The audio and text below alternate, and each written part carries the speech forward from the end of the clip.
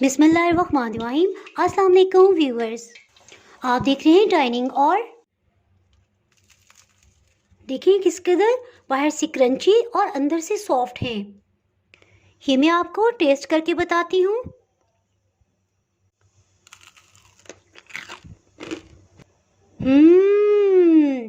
बहुत ही मज़ेदार। Believe me, इतना मज़े का जायका है, ये आपने ज़रूर ट्राई करना है। जी, आज मैं आपसे ढाबा स्टाइल पालक के पकोड़े की रेसिपी शेयर कर रही हूँ। इसमें हमने स्पेशल मसाला इस्तेमाल किया है और बिल्कुल इसे कोफ्ता स्टाइल में बनाएंगे। इन पकोड़ों की स्पेशल बात कि इसमें किसी किस्म का पानी हम नहीं डालेंगे, और पानी डाले बगैर पकोड़े किस तरह से बनेंगे ये आप आगे वीडियो को देखेंगे तो आपको समझ आ जाएगी। अगर आपको मेरी वीडियोस अच्छी लगी तो लाल सब्सक्राइब को क्लिक कर दें। साथ में ये जो बेल का आइकॉन है इसको क्लिक कर दें। इसको क्लिक करने से आपको मेरी हर नई वीडियो का नोटिफिकेशन सबसे पहले और फ्री में मिल जाएगा। बिस्मिल्लाहिर्रहमानिर्रहीम। पालक के पकोड़े बनाने के लिए इस तरह से नरम वाले पत्ते ले लिए हैं। पालक के पत्तों के साथ ये छोटी नरम वाली टहनी को तो हम इस्तेमाल कर लेंगे, लेकिन इस तरह की मोटी टहनी को कट करके अलग कर लेंगे, इसे पकोड़ों में शामिल नहीं करेंगे।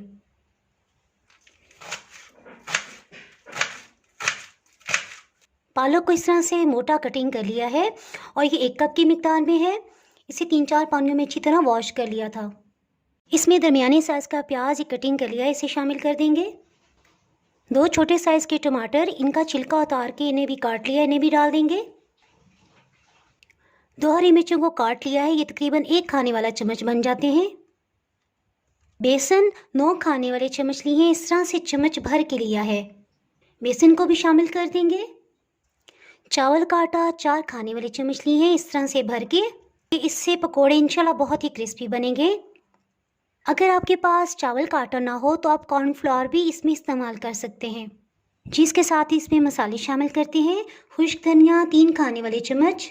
ये आपको बासानी नज़र आ रहा होगा कि इसको सिर्फ हाफ क्रश किया हुआ है, यानी कि हर दाने का सिर्फ हाफ पीस किया हुआ है, इसी से फ्लेवर डेवलप होगा।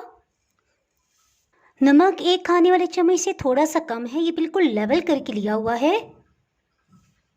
सफ़ेद ज़ीरा 1 चाय की चम्मच, इसे मोटा कूट लिया है। अधकुटी सुर्ख मिर्च 1 खाने वाला चम्मच, ये लेवल करके लिया है। अजवाइन आधी चाय की चम्मच। इसके साथ ही इसमें गार्लिक पेस्ट, ये होममेड है और इसकी रेसिपी मैं अपलोड कर चुकी हूँ, आधी चाय की चम्मच ये शामिल कर देंगे। अगर आपने गार्लिक पेस्ट की वीडियो नहीं देखी तो इसका लिंक मैं डिस्क्रिप्शन में दे दूँगी, आप वहाँ से देख सकते हैं। ये वीडियो स्किप ना कीजिएगा, फुल देखिएगा ताकि कोई भी स्टेप आपसे मिस ना हो। इसको साइड पे करते हैं और आलू को क्रश कर लेते हैं। एक दरमियानी साइज़ का आलू इसे धो लिया है, इसका छिलका उतार लेंगे, इसे क्रश कर लेंगे। आलू को 2-3 पानियों में अच्छी तरह से धो लेंगे और इस तरह से दबा के इसका पानी निकाल लेंगे।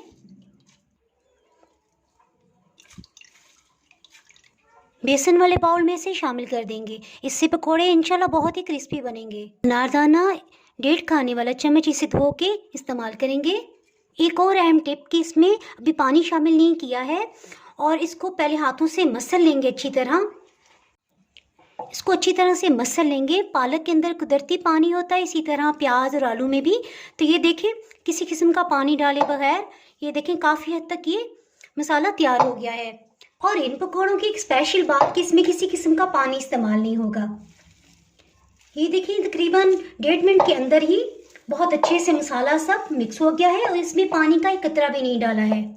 इसको इसी फॉर्म में होना चाहिए। ऑयल को दरमियानी आंच पे गर्म कर लेंगे।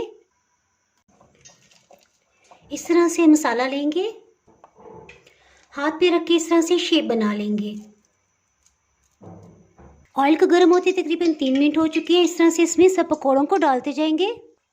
चम्मच से लेने की वजह से सब एक साइज की बन सकेंगे। तकरीबन 4 मिनट हो चुके हैं, इसे टर्न कर लेंगे। पकौड़ों को फ्राई करते एक अहम टिप के हीट को दरमियानी से थोड़ा सा कम रखेंगे ताकि अंदर से भी अच्छी तरह कुक हो जाए, वरना बाहर से जल जाएंगे और अंदर से कच्चे रहेंगे।